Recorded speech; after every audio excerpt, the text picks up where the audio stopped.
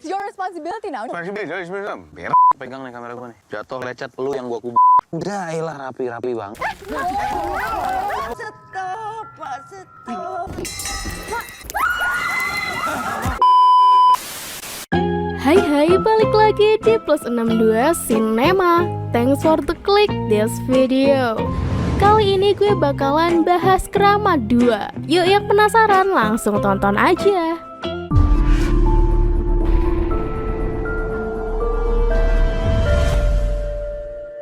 Di scene awal, tepatnya pada Maret tahun 2018, terlihat sebuah channel bernama Terawang sedang melakukan live dengan menelusuri sebuah rumah angker, guys.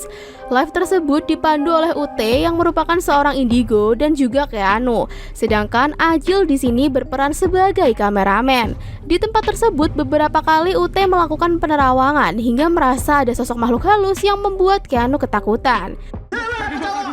Ajil, tidur di luar lo malam ini. Teh, di sini ada apa, Teh? Ada yang punya wilayahnya. Yang rajanya. Ya, lagi patroli. Kemudian kita beralih ke Agustus 2019. Terlihat UT sedang membuat konten dengan menerawang lewat tangan seseorang. Akan tetapi saat sedang menjelaskan nasib pria tersebut melalui garis tangan, tiba-tiba UT mulai bergetar dan kesurupan sembari berkata, "Tigo tiang boten wilujeng," yang artinya 3 orang tidak akan selamat. Tigo tiang. Tak lama setelah itu, September di tahun yang sama, Ajil dan Keanu terlihat mengadakan live dengan membuat klarifikasi bahwa channel mereka yang bernama Terawang sudah tak lagi aktif. Dan kini mereka membuat channel baru yang diberi nama MKN, yang berarti Mistis, kocak, and hingga kini di Juni tahun 2022, Ajil dan Keanu terlihat tengah melakukan perjalanan menuju ke Cirebon dengan menaiki sebuah van. Mereka juga memperkenalkan teman mereka bernama Umay. Umay ini katanya sih seorang filmmaker ya guys, meskipun film yang dibuat itu ya cuma sebatas tugas kampus. maunya ngambilnya bukan total tapi ental karena ada di antaranya. Sebelum ke Cirebon, terlebih dahulu mereka akan menjemput teman Umay yang merupakan mahasiswa dari jurusan tari. Di sini kita akan diajak berkenalan dengan teman Umay lainnya. Ada Arla yang merupakan pacar Umay, ada Jojo dan juga Maura. Jadi dalam trip mereka ke Cirebon ini memiliki tujuannya masing-masing ya. Seperti Arla dan teman-teman dari jurusan tari, mereka berniat untuk menggarap tugas akhir dari kuliah mereka dengan mengangkat tari topeng yang ada di Cirebon. Sedangkan tujuan Umay ialah membuat film dokumenter dari tugas akhir mereka. Umay ini adalah teman dekat dari Ajil dan Keanu yang kemudian mengajak mereka. Di sini mereka sekalian membuat konten untuk channel mereka dengan mengunjungi tempat-tempat mistis yang ada di Cirebon. Hai, gue Arla. Gue fakultas tari semester akhir. Gue mau ke Cirebon, riset tari topeng Cirebon. Singkat cerita, mereka pun berangkat menuju ke Cirebon. Di perjalanan, Arla sempat menyinggung tentang channel YouTube lama mereka yang dibangun bersama UT. Akan tetapi, Keanu terlihat enggan membahas hal itu. Kita change topic. Dari situ terlebih dahulu mereka mampir ke sebuah pantai, di mana Umay ingin mengambil beberapa shoot untuk pembuatan opening.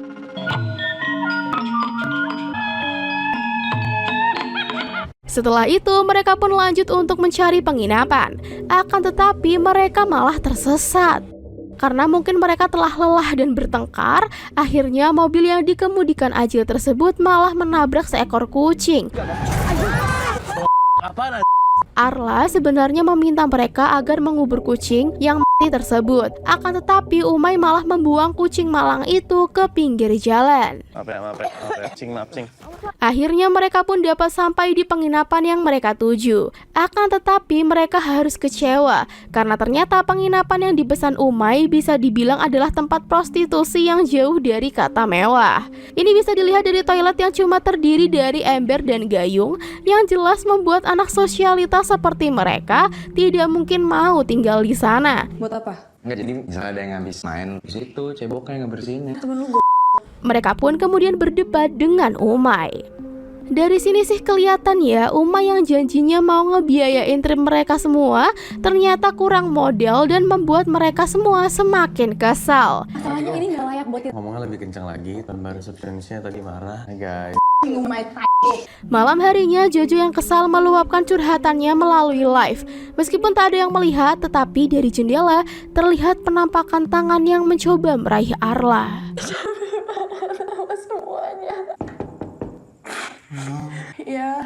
Di luar ternyata Umay sedang mencoba merekod suasana penginapan. Hingga tiba-tiba ia melihat sesosok wanita yang ketika didatangi pun sudah menghilang. Gudang go.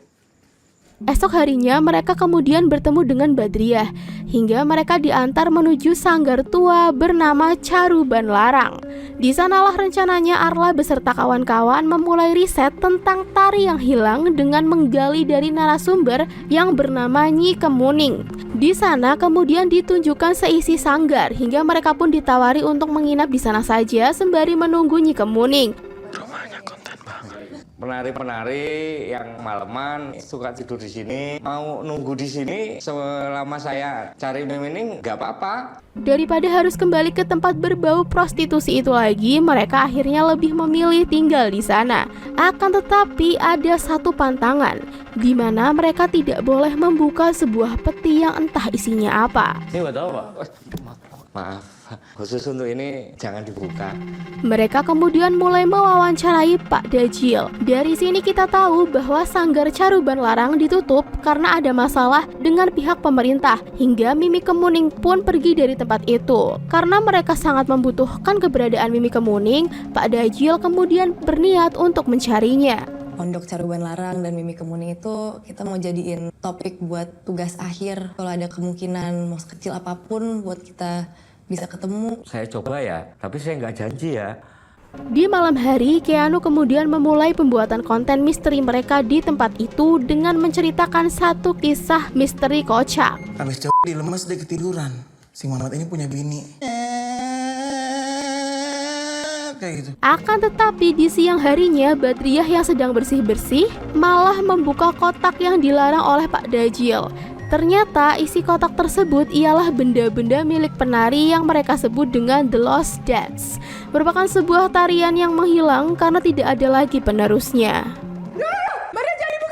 Ini udah tua banget. Tahun berapa ini?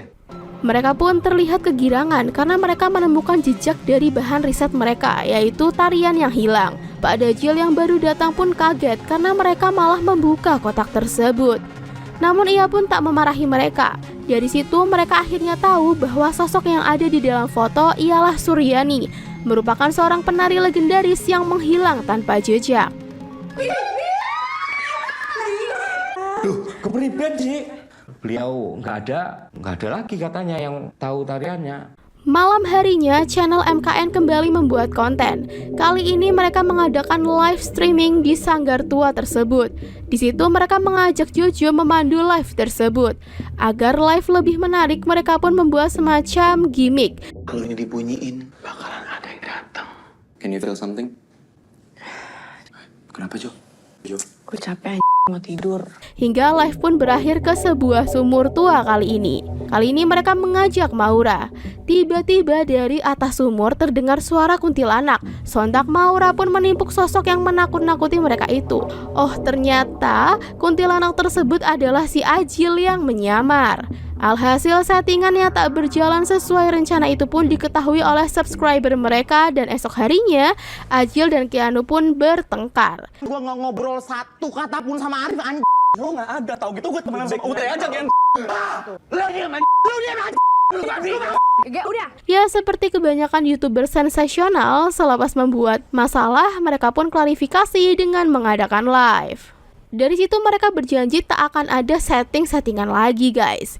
Sebagai gantinya, mereka akan menelusuri tempat terseram di Cirebon malam itu juga. Tak hanya itu, mereka juga mengadakan giveaway berupa kaos agar para viewer mau memaafkan mereka. Salah satu tempat terseram di Cirebon, kita bakal datang ke sana. Nomor settingan. Mistis, kocak, and total only on YouTube.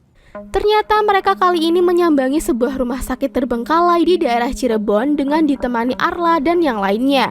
Tak hanya melakukan penelusuran, demi konten mereka juga hendak memainkan jai langkung di sana.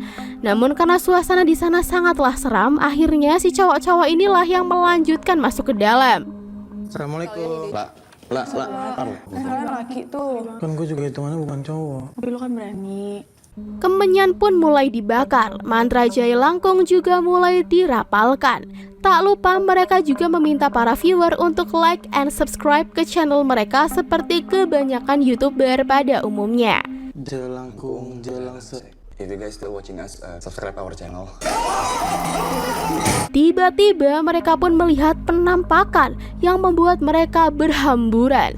Setelah ditelusuri lebih lanjut, benar saja guys, terlihat sesosok hantu muncul di belakang Ajil. Mereka pun kembali berlari hingga UT datang dan menyuruh mereka semua untuk keluar. Kemudian UT yang datang meminta maaf kepada sosok penunggu di sana. Setelah itu UT pun memarahi mereka karena bermain jelangkung di sana. Akan tetapi mereka yang masih kesal dengan UT justru balik memarahinya. Lo gak ada terima kasihnya. Gue yang nyelamatin lo. Lo tau gak tamat kayak gini? Hah? Kupingnya. Sorry. Ini Bodoh. Dari situ UT juga menyinggung perihal kotak yang seharusnya tak pernah mereka buka. Perseteruan pun berlanjut sampai ke sanggar. Akhirnya UT kemudian bercerita kenapa ia mengambil alih channel mereka dulu. UT berkata ia mendapatkan mimpi yang mengatakan bahwa 3 tiang boten wilujeng, yang berarti 3 orang tidak akan selamat. Kodam miliknya juga menjadi sangat marah ketika kotak di sanggar tersebut telah dibuka. Ya lu Indigo juga gak ada kreatifnya. Kali-kali gue mimpi itu dari kodam gue. Dia bilang 3 tiang boten wilujeng. Dari percakapan mereka, Arla kemudian menghampiri dan meminta UT yang indigo itu untuk menerawang sebuah foto penari dari dalam kotak tersebut. Mereka ingin tahu tentang tarian yang hilang tersebut. Untuk menerawang lebih jauh, UT kemudian meminta barang pribadi milik sang penari, yang setelah ia memegang selendang milik penari tersebut, ia pun kerasukan. Teh, kenapa Teh?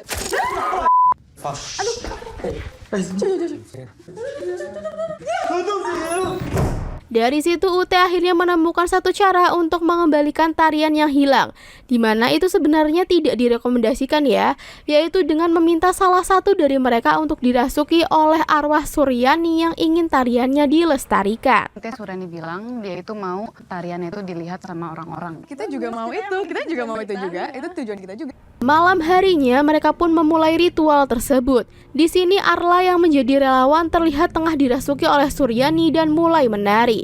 Akan tetapi di tengah-tengah ritual tiba-tiba Mimi Kemuning yang baru saja kembali ke sanggar malah menghentikan tarian tersebut. Akibat tarinya dihentikan, ritual pun berubah menjadi petaka, di mana tiba-tiba Maura terpental keluar dan tak sadarkan diri. Nari Sur. Stop, no, boten bareng. Stop, Pak, stop. Dari kejadian itu, Maura ternyata koma dan mereka pun menyalahkan Mimi Kemuning yang datang menjemput. Bukanlah tanpa sebab, Mimi Kemuning menghentikan ritual tersebut karena tarian tersebut tidak boleh dipelajari oleh orang di luar keraton, dan jika dilanjutkan justru nyawa mereka lah yang akan terancam. Yang aneh dari diagnosa dokter, kondisi Maura secara medis itu ternyata normal. UT lalu memiliki kesimpulan bahwa jiwa Maura kemungkinan besar telah ditahan Suryani di alam lain. Hingga malam harinya akhirnya mereka tahu bahwa UT masih memiliki satu cara untuk menyelamatkan Maura. Itu keputusan kalian untuk ngelakuin ritual ini. Gue emang ada resiko. Jangan pernah datang lagi. Gak ada baik-baikan. Gue gak mau kenal sama lo lagi. Sesayang-sayangnya gue sama lo, gue gak akan cari lo lagi. Setelah bersusah payah, mereka akhirnya berhasil merayu UT untuk melakukan ritual pati geni, yakni untuk menyelamatkan Maura. Ritual pati geni adalah cara mereka masuk ke dalam alam lain dengan cara hidup-hidup. Di sana mereka harus mencari Maura dan melihat tarian Suryani sekali lagi serta memastikan bahwa tarian itu benar-benar dapat dilestarikan. Gue gak bisa mulai ritualnya kalau peti belum ditutup sama kalau tanahnya belum ditimbul full. Setelah persiapan usai, mereka pun memulai ritual pati geni. Untuk berjaga-jaga, Pak Dajil menyiapkan benang yang terhubung ke sebuah lonceng yang dililitkan ke jari Keanu. Pak Dajil kemudian mulai menimbun peti yang mengubur mereka. Setelah mereka benar-benar terkubur, barulah UT merapalkan mantra untuk memulai pati geni. Akan tetapi terlihat tak terjadi apa-apa tuh dengan mereka, hingga Keanu pun mencoba menarik benang. Akan tetapi benang tersebut justru putus. Niat ingsun pati geni, asir prapet maring geni lan sinar. Aku bali maring pepeteng. Putar aja Teh. Bismillahirrahmanirrahim. Ken. Di tengah kepanikan, peti pun mulai bergetar hingga terdengar suara yang membacakan syahadat. Kemudian terlihat cahaya mulai memasuki peti dan mereka pun berhasil keluar.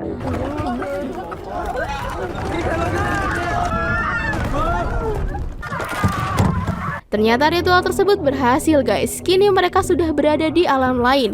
Di sana terlihat 3 orang berlari ke arah mereka.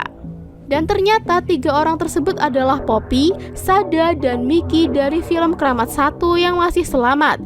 Mereka masih berlari karena menghindari gempa seperti yang terlihat di scene akhir Keramat 1. Ada gempa. Mereka ikut ya sama kita. Mereka tanggung jawab gue. Mereka kemudian melanjutkan perjalanan mencari Maura.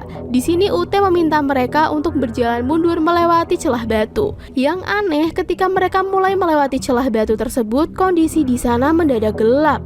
Karena tak tahu arah, mereka pun cekcok di tempat itu. Hingga Ute pun kembali dirasuki kodamnya yang memberi petunjuk agar mendengarkan orang yang sudah mati. Putone pun pramodawardhani, dekatkan kuping ke temanku. Di sini Umay diminta untuk mendekatkan telinganya ke mulut sesosok mayat di sana. Setelah didengarkan, ternyata ia diminta untuk menguburkan yang sudah meninggal. Setelah melanjutkan perjalanan, akhirnya diketahui bahwa Umay diminta mengubur mayat kucing yang pernah mereka tabrak. Tunjuknya apa tadi? Kuburin yang udah meninggal. Sekarang lo harus kubur. Kenapa jadi gua yang nabrak aja? Akan tetapi di saat seperti itu mereka masih saja berseteru. Setelah kucing tersebut dikuburkan, dari dalam tanah itu tiba-tiba muncul sebuah tangan yang memegang petunjuk baru untuk mereka. It's your responsibility now. Ini sekarang. Pegang nih kamera gua nih. Jatuh lecet lu yang gua udah ilah rapi-rapi bang. Teka-teki selanjutnya mereka diminta untuk melintasi batu yang berbunyi. Ternyata di sana terdapat hantu Romusa yang dulunya bekerja menambang batu. Mereka pun perlahan melewatinya. Hingga terlihat sesosok hantu tentara Jepang memegang kepala yang terpenggal. Merasa itu juga merupakan petunjuk, Ute pun mendekatinya. Setelah mendengarkan petunjuk, tiba-tiba saja hantu tentara Jepang tersebut mengangkat samurai yang membuat mereka langsung ketakutan.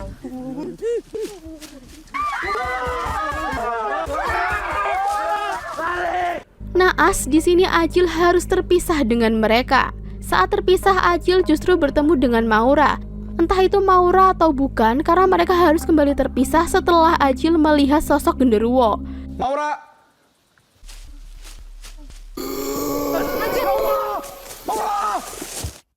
Saat yang lain sedang beristirahat dan membahas mengenai langkah selanjutnya, tiba-tiba hantu tentara Jepang kembali menghampiri mereka.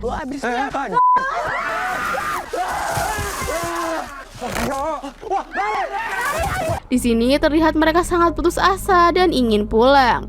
Tiba-tiba terlihat sosok Suryani turun dan mulai menari. Mereka kemudian menyaksikan tarian tersebut hingga selesai. Suryani pun kemudian memberikan sebuah petunjuk kepada Ute untuk keluar dari tempat tersebut. Tahan. Suryani, tarian Suryani. Mai, bela diri ya, Mai.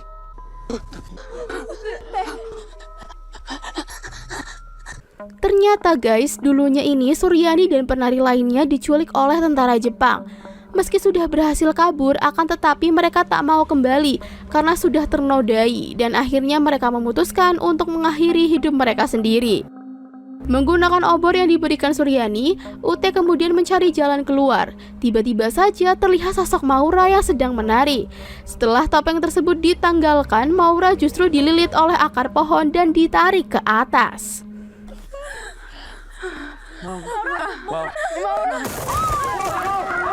Namun, Ute berkesimpulan bahwa Maura sudah kembali ke alam manusia dan mereka pun menemukan jalan keluar dengan melompat ke jurang.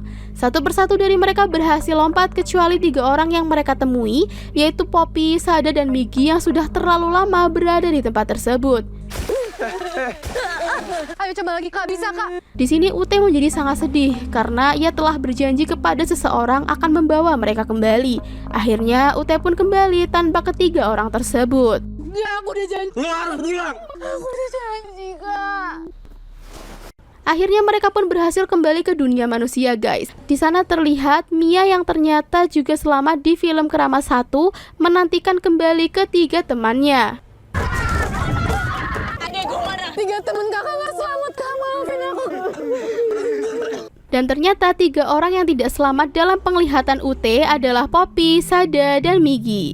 Akhirnya Maura pun terlihat sudah siuman dan berkata-kata dalam bahasa Jawa. Film pun selesai. Kula baden nyoder.